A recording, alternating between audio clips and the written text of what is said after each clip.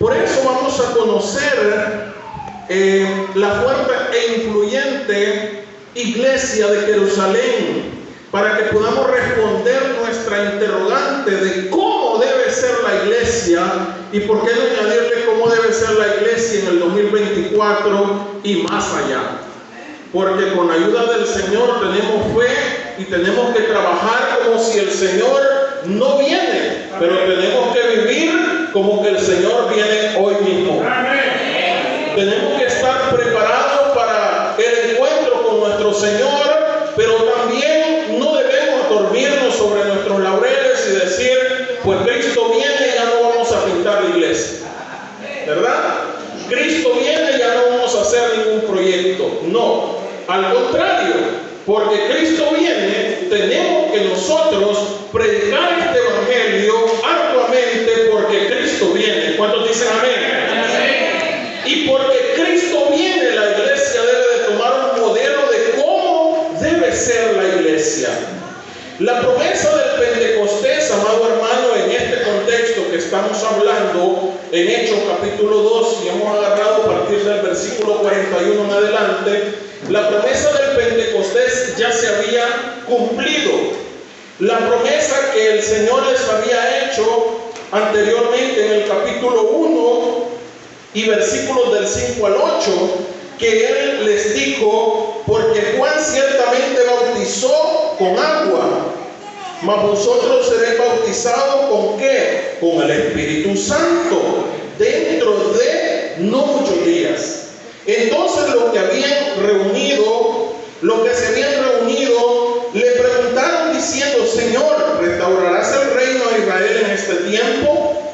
Y les dijo, no os toca a vosotros saber los tiempos o las sazones que el Padre puso en su sola potestad. Jesús, en otras palabras, diciendo, no les toca a ustedes saber esta situación, ¿verdad? Esto de las sazones, la sazón es el momento oportuno y solo Dios sabe cuándo es el momento oportuno que sucedan las cosas. Pero si le dijo algo y ahí le dio una promesa, pero recibiréis poder cuando haya venido sobre vosotros el Espíritu Santo y me seréis testigos en Jerusalén, en toda Judea, en Samaria y hasta lo último de la tierra. Hoy en día, amados hermanos, este evangelio ha sido predicado en todos los rincones. Estamos únicamente esperando que esta nueva de salvación llegue hasta la última persona, hasta los últimos oídos, para que nosotros podamos decir, se ha cumplido la palabra del Señor, que este evangelio sería predicado en todo el mundo y entonces podremos ver a nuestro Señor. ¿Cuántos dicen amén? Amén. Aquellos miembros, hermanos amados, tenían poder. Dios les había provisto de una promesa la cual había sido cumplida. Pero déjenme decirle, amados hermanos, que había algo que les había dado esto. Había algo característico en esa iglesia que les dio ese poder, y era el amor que cambió sus vidas, y por ese amor ellos daban testimonio. Y ese amor se llama Dios. Porque Dios es que Dios es amor, amor es Dios. Y esta iglesia, amados hermanos, reflejaban el amor de Cristo, el amor de Dios. Cuando ellos dicen que, así que los que recibieron su palabra fueron bautizados y se iban añadiendo, dice, por lo menos en aquella ocasión 3,000 personas. Amén. Entonces, la pregunta de cómo debe ser la iglesia, la respondemos en primer lugar. La iglesia debe de amar al Señor. ¿Cuántos dicen amén? La iglesia debe amar al Señor. ¿Cuántos amamos aquí a Dios? ¿Cuántos amamos al Señor? ¿Cuántos le damos la honra y la gloria al único que lo merece, que es Cristo Jesús, Señor nuestro? La iglesia primitiva amaba al Señor. Y vemos cómo algunos algunos dice que se iban recibiendo la palabra y se iban bautizando a medida que iban recibiendo la palabra. Esto quiere decir que respondieron al mensaje de amor de Dios, que es el Evangelio. El Evangelio son buenas nuevas de salvación. El Evangelio, amados hermanos, es predicar a Cristo crucificado, pero Cristo resucitado y que viene por un pueblo que esté listo, preparado, sin mancha y sin arruga para recibir al encuentro a su Señor. Ese es, amados hermanos, el Evangelio que debemos predicar siempre. Ellos evidenciaron su amor por Dios por medio del bautismo. Claro que sí, porque podemos decir que la comunión y el bautismo muestran el amor de Dios, muestran el amor hacia el mismo Dios. El bautismo habla, amados hermanos, de un enterramiento y una resurrección, según lo que dice Romanos capítulo 6. Mire lo que dice Romanos. Vamos a la palabra del Señor. En Romanos capítulo 6 y versículo 3, la palabra nos dice de la siguiente manera. Pregunta: ¿o no sabéis que todos los que hemos sido bautizados en Cristo Jesús hemos sido bautizados en su muerte? Pregunta. Porque somos sepultados juntamente con Él para muerte por el bautismo, a fin de que como Cristo resucitó de los muertos por la gloria del Padre, así también nosotros andaremos en vida eterna. ¿Cuántos dicen amén a eso? Andaremos en vida eterna, dice la palabra del Señor. Cuando nosotros somos bautizados en agua, amados hermanos, eso es símbolo de que nosotros morimos al pecado, y cuando subimos del agua, nosotros hemos resucitado en Cristo Jesús, y el Señor nos hace una nueva criatura. Y la palabra dice que todas las cosas viejas pasaron y aquí todas son hechas nuevas. Si en el mundo anteriormente andábamos en deleites, en pecado, la iniquidad reinaba en nuestro corazón, desde el momento en que morimos en Cristo Jesús, pero resucitamos en Cristo Jesús, el Señor nos hace una nueva criatura. El Señor nos hace, amados hermanos, que seamos nuevas personas. El Señor nos hace con su amor que demos testimonio de lo que Él ha hecho por nosotros. Amén. ¿Cuántos alaban al Señor? Esto, amados hermanos, el bautismo muestra el amor de Cristo. Significa que seguimos a Cristo. Nosotros somos cristianos porque seguimos a Cristo. El cristiano sigue los pasos de Cristo. El cristiano quiere imitar a Cristo. ¿Cuántos dicen amén? Mateo capítulo 3. En el Evangelio según Mateo, nosotros encontramos específicamente en el capítulo 3 y en el versículo 13 algo muy especial, y fue el bautismo de Jesús. Mira lo que dice la palabra del Señor en el Evangelio según Mateo capítulo 3, versículo 13 en adelante.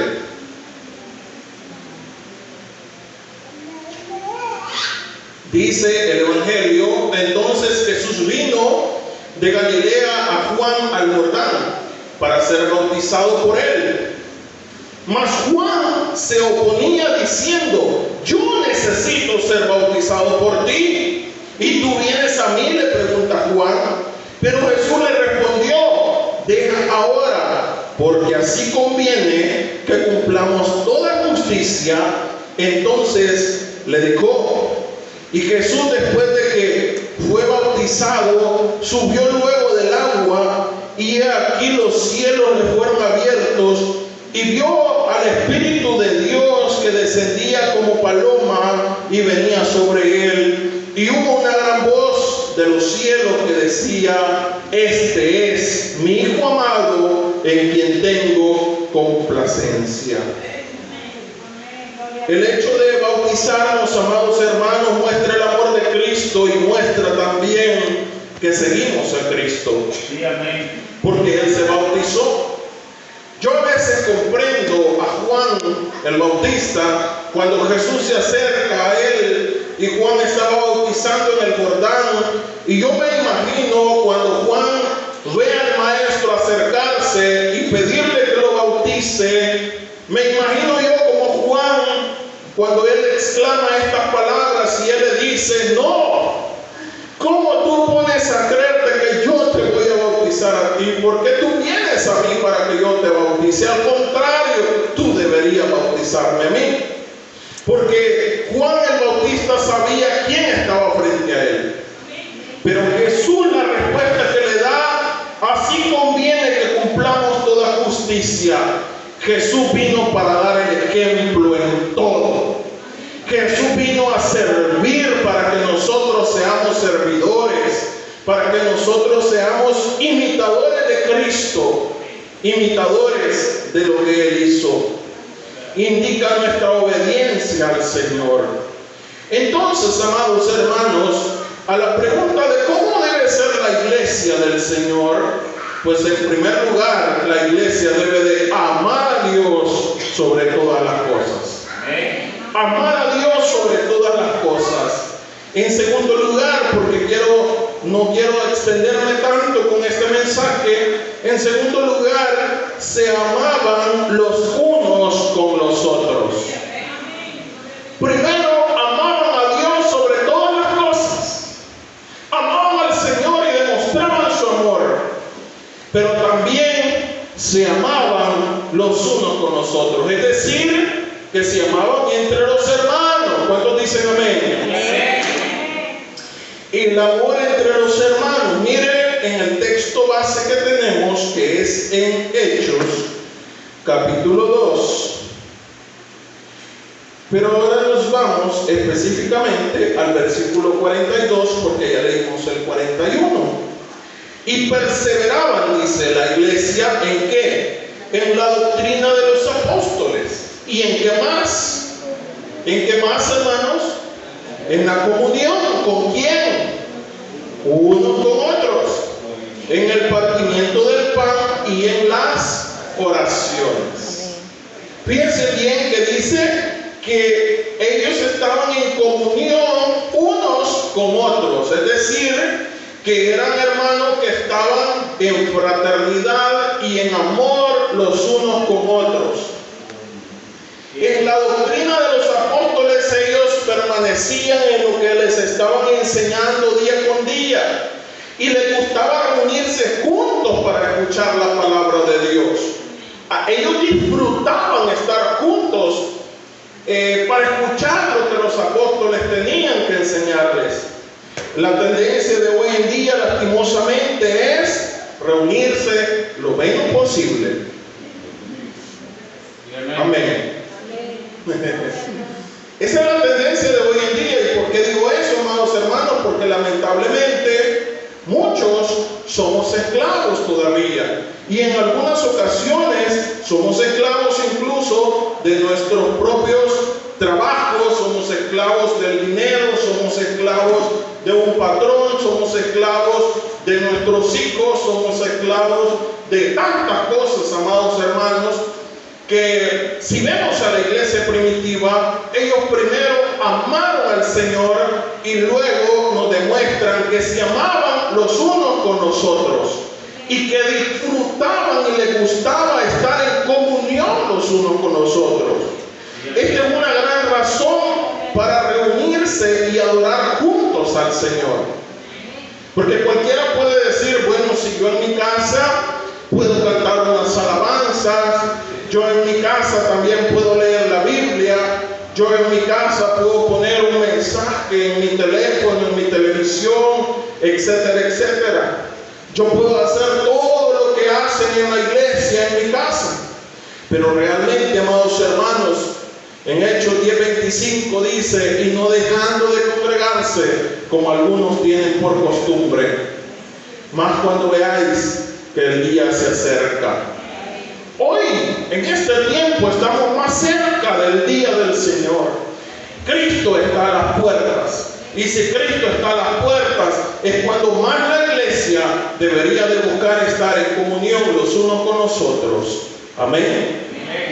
Los cristianos deben de amarse los unos con los otros, porque somos un solo cuerpo en Cristo Jesús. Somos un solo cuerpo en Cristo Jesús, y eso es lo que me enseña 1 Corintios capítulo 12. Vamos a ir a esa lectura, amados hermanos, porque es importante también que todo punto de vista esté basado en la palabra del Señor. En 1 Corintios capítulo 12, pero vamos a leer a partir del versículo 12 también, es decir, 1 Corintios 12:12 en adelante. Dice la palabra del Señor. ¿Lo tienen, amados hermanos? Sí, amén. Gloria al Señor. Dice la palabra: porque así como el cuerpo es uno. Fíjense que este es un gran ejemplo que nos pone la palabra del Señor, Pablo hablando a los corintios. ¿Por qué? Porque este ejemplo lo vemos todos nosotros. Porque vemos que el cuerpo es uno solo, pero también vemos que tiene el ¿qué? Muchos miembros. Pero todos los miembros, dice, del cuerpo, siendo muchos, son un solo cuerpo. Así también Cristo. Porque por un solo espíritu fuimos todos bautizados en un cuerpo, sean judíos o griegos, sean esclavos o libres, y a todos se nos dio a beber de un mismo espíritu. Además, el cuerpo no es un solo miembro, sino muchos, dice la palabra del Señor. ¿Está leyendo conmigo? Sí, amén. Versículo 15. Si dijere al pie, ¿por qué? Si dijere el pie, ¿por qué no soy mano? No soy del cuerpo. Por eso no será del cuerpo. Pregunta. Versículo 16. Y si dijere la oreja, ¿por qué no soy ojo? No soy del cuerpo. Por eso no será del cuerpo. Pregunta. El 17. Si todo el cuerpo fuese ojo, ¿dónde estaría el oído? Pregunta. Si fuese oído, ¿dónde estaría el olfato? Mas ahora Dios ha colocado los miembros, cada uno de ellos, en el cuerpo como Él quiso. Por eso no hay que decir qué narizón soy, que darle gracias a Dios, porque por esa nariz que es grande se huele mejor. ¿Por qué soy tan orejón? Para oír mejor. Versículo 19. Porque si todos fueran un solo miembro, ¿dónde estaría el cuerpo? ¿Verdad que sería raro? Pero ahora son muchos miembros, pero el cuerpo es uno solo. Ni el ojo puede decir a la mano, no te necesito, ni tampoco la cabeza a los pies, no tengo necesidad de vosotros. Antes bien, los miembros del cuerpo que parecen más débiles son los más necesarios. Qué tremenda esta palabra. Lo voy a leer de nuevo. Antes bien, los miembros del cuerpo que parecen más débiles son los más necesarios. Porque si no, amados hermanos, quitémonos el dedo pequeñito del pie y de las manos. Ahora seguimos leyendo. Y aquellos del cuerpo que nos parecen menos dignos, a esto vestimos más dignamente. Y los que en vosotros son menos decorosos, se tratan con más decoro. Miren qué cosas. Pero los que en nosotros son más decorosos no tienen necesidad. Sí, no tienen necesidad, pero Dios ordenó el cuerpo dando más abundante honor al que le faltaba. Oiga bien esto. Mas para que no haya desaveniencia en el cuerpo, sino que los miembros todos se preocupen los unos por los otros. De manera que si un miembro padece, oiga esto, todos los miembros se duelen con él. Y si un miembro recibe honra, todos los miembros con él se gozan. Versículo 27 y último que vamos a leer. Vosotros pues sois el cuerpo de Cristo y miembros, cada uno en particular. ¿Qué seré yo, Señor? Seré los ojos, seré la boca, seré la nariz, seré una oreja, seré una mano, seré un pie. ¿Qué seré yo en el cuerpo de Cristo? Lo importante es ser parte de ese cuerpo. Lo importante es ser parte de ese cuerpo, porque aún los más débiles del cuerpo, los miembros que parecen más débiles del cuerpo, son los más necesarios. Cualquiera puede decir, ¿para qué 5 dedos? ¿Para qué me sirve el dedo gordo? Para decir ok. ¿Para eso sirve el dedo gordo? ¿Para decir like? ¿Me gusta? ¿Ah? ¿Para eso me servirá el dedo gordo o para decir dislike? No me gusta. ¿Para eso servirá el dedo gordo? ¿Para qué sirven las uñas? No me vaya a decir para acumular tierra, por favor. ¿Para qué servirán las uñas? No me vaya a decir para rascarme. ¿Verdad? Aunque son necesarias para eso también. Mire, una de las satisfacciones más grandes del ser humano es cuando le pica una parte del cuerpo y se rasca. Eso es sabroso. Sí, hermano. Mire, a usted le pica un zancudo en el pie y usted se rasca y se le hace la ronchita y usted más quiere seguirse rascando. Y uno dice, qué ponzoñoso ese zancudo.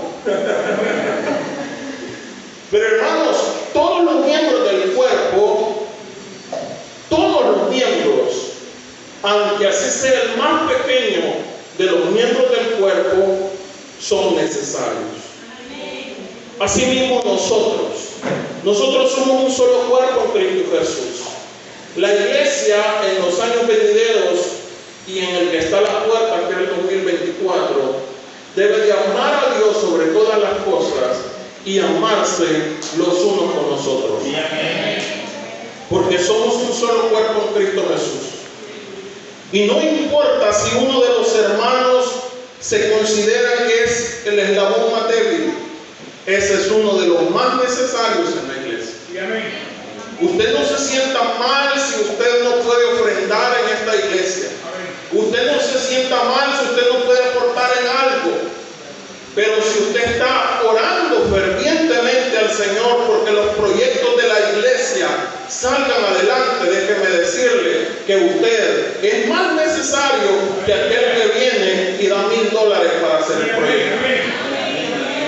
El que pasa en ferviente oración pidiendo a Dios por los proyectos, pidiendo a Dios por la iglesia, por el crecimiento, por el pastor, por la familia, por la iglesia, ese es un miembro tan necesario, pero tan necesario e importante que si ese miembro no estuviera, la iglesia no se sostiene en pie. Para que nosotros podamos pararnos de una silla o de la cama por la mañana, el hecho de que yo esté aquí de pie frente a ustedes es una coordinación bárbara, como usted no tiene idea, de todos los miembros del cuerpo. De todos los miembros del cuerpo. El cerebro, amados hermanos, no puede decir yo me enseñoreo de los demás miembros, porque yo le doy la orden y ellos hacen lo que yo les digo. Ni tampoco los demás miembros pueden sentirse inferiores al cerebro porque dicen, este a nosotros nos manda. O de repente, amados hermanos, nosotros estamos sentados y es momento de pararnos y el cerebro manda la indicación al cuerpo que se levante y el cuerpo le va a decir al cerebro, ven. ¿Y a vos quién te puso de jefe? ¿Y a vos quién te puso sobre nosotros? ¿Por qué me das órdenes vos a mí? Le dicen los pies al cerebro. ¿Verdad que no pasa eso entre nosotros, en nuestro cuerpo? En nuestro cuerpo no pasa eso. En nuestro cuerpo las cosas fluyen por inercia. Nosotros nos ponemos de pie porque sabemos que nos tenemos que poner de pie. Nosotros caminamos porque sabemos que tenemos que caminar. Nosotros nos detenemos sabemos que nos tenemos que detener. Pero los pies no le dicen al cerebro, no, yo quiero seguir caminando. Si el cerebro dice, hey, hasta ahí no va a llegar, porque ahí está el precipicio. Y si seguís más adelante, te vas a ir de boca. Y no vas a contar el cuento. No, es una coordinación bárbara. Ni uno se siente más, ni otro se siente menos. Así mismo es en la iglesia del Señor. Todos somos iguales ante la presencia del Señor. La palabra dice que nosotros somos real sacerdocio, nación santa, pueblo adquirido por Dios, para que anunciemos las verdades que Cristo nos ha dado a nosotros a conocer. Somos un solo cuerpo en Cristo Jesús. Y si somos un solo cuerpo, tenemos que amarnos los unos con los otros. Porque las manos, los pies, las orejas, todo se ama. Cuando uno entra al baño y uno se enjabona la cabeza, las manos no le dicen a la cabeza, lávate vos sola. ¿O sí?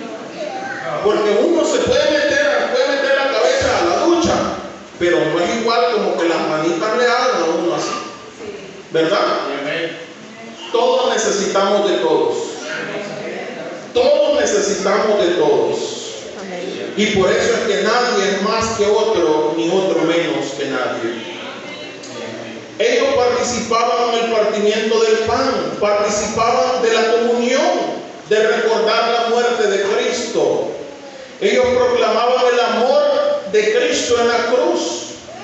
Y ellos, amados hermanos, venían y les gustaba estar en el partimiento del pan, comer juntos. Qué bonito, amados hermanos. El jueves pasado estuvimos en un gran culto de acción de gracias que fue de mucha bendición. Y qué bonito es ver que los hermanos comen todos juntos. Amén. Eso es muy bonito. Es muy bonito. Ayer estuvieron departiendo también aquí. Y qué bueno, uno se siente regocijado, uno se siente feliz. Sí, a los niños de la escuela dominical se les hizo también el día domingo pasado su celebración. Y qué bonito se siente que los niños, verlos comer, verlos juntos, verlos que están alegres, que están felices, porque tal vez se les da un pequeño obsequio que tal vez no sea tan caro como tal vez quisiéramos, pero el gesto, amados hermanos, es lo que importa. El gesto es lo importante, de que se acordaron de ese niño y le dieron un obsequio. Eso es muy bonito. Amados hermanos, Dios nos llama ahora para que nos amemos los unos con los otros. Pero en tercer lugar, para responder la pregunta, ¿cómo debe ser la iglesia del Señor? En tercer lugar, la iglesia también debe amar a las almas perdidas. ¿Cuántos dicen amén? Primero, amar a Dios sobre todas las cosas. Segundo, amarnos los unos con los otros dentro de la iglesia. Y en tercer lugar, amar a las almas que todavía no han recibido a Cristo como su Salvador. Amén. Tenemos que amar a los perdidos. Estaban ellos en el versículo 47, estamos en Hechos 2. Texto base, Hechos capítulo 2 y versículo 47. Alabando a Dios y teniendo favor, dice, con todo el pueblo, y el Señor añadía cada día a la iglesia los que habían de ser salvos. Yo tengo una concepción de una iglesia, y es mi idea, y sería, creo, lo ideal. Y es que en la iglesia hubiera tanto amor, pero tanto amor, y no estoy diciendo que no la hay, pero es la idea que se me viene a la mente cuando yo veo esto. Que la iglesia debería de tener tanto amor entre los hermanos y quererse tanto entre los hermanos, que la gente de afuera, cuando vean el amor que hay en la iglesia, dijera a la gente, esa gente tiene algo especial Y es que el dolor de uno es el dolor de todos. Amén. La alegría de uno es la alegría de todos. Sí, aleluya. Yo quisiera ir a esa iglesia. Ese debería de ser el ser de una iglesia. Y cuando digo de una iglesia, no me estoy refiriendo a estas paredes, que es importante el templo y por eso lo queremos pintar, ¿verdad? Pero es más importante todavía aún la gente, las almas que todavía no conocen al Señor Jesucristo. Para nosotros es más importante que un templo, porque el templo, amados hermanos, lo podemos hacer de 3 niveles y ya no cabemos, pero primero hay que llenarlo de gente. Amén. Y en algún momento la misma gente va a decir: hermano pastor, ya no cabemos aquí, ¿verdad? Ya no cabemos aquí y necesitamos ampliar esto. Y el pastor va a decir: bueno, ahora que somos varios, la carga va a ser más ligera de llevar y vamos a hacer este templo muchísimo más grande. Y vamos a hacerlo de esta y de esta manera. Y viene la visión, y viene el proyecto, y se echa a andar. Por eso es que debemos amar a las almas perdidas, porque el Señor nos ha llamado a que nosotros vayamos con este evangelio y prediquemos siempre de lo que Dios ha hecho en nuestra vida. Yo quiero finalizar, amados hermanos, con esta conclusión, que son 2 preguntas. Y la primera es: ¿qué tenía la iglesia de Jerusalén que nos falta hoy en día? Es una pregunta para reflexionar cada quien, ¿no? Porque hay un refrán que dice que cada cabeza es un mundo, y es porque no todos pensamos iguales. Porque la iglesia debería de ser como un hospital del alma, un hospital donde vienen los enfermos del alma y vienen a curarse, a sanarse. Entonces, ¿qué tenía la iglesia de Jerusalén que nos puede faltar hoy en día? Ahora, la otra pregunta, que era el título del mensaje, es: ¿cómo debe ser la iglesia en el 2024 y en los años venideros? Primero, debe de amar a Dios sobre todas las cosas. Segundo, debe de amar a los hermanos los unos con los otros. Y en tercer lugar, debe de amar a las almas inconversas. ¿Cuántos dicen amén? Amén. Yo tampoco quiero retirarme de aquí sin antes decirle a Miguelito si le gustaría que oráramos por él. Este es el momento que va a quedar grabado en su memoria por mucho tiempo, porque es un 31 de diciembre del año 2023 en el cual usted tiene la oportunidad de venir nuevamente a los pies de Cristo, a los pies del Señor, de renovar sus votos con Él. ¿Le gustaría, Miguelito,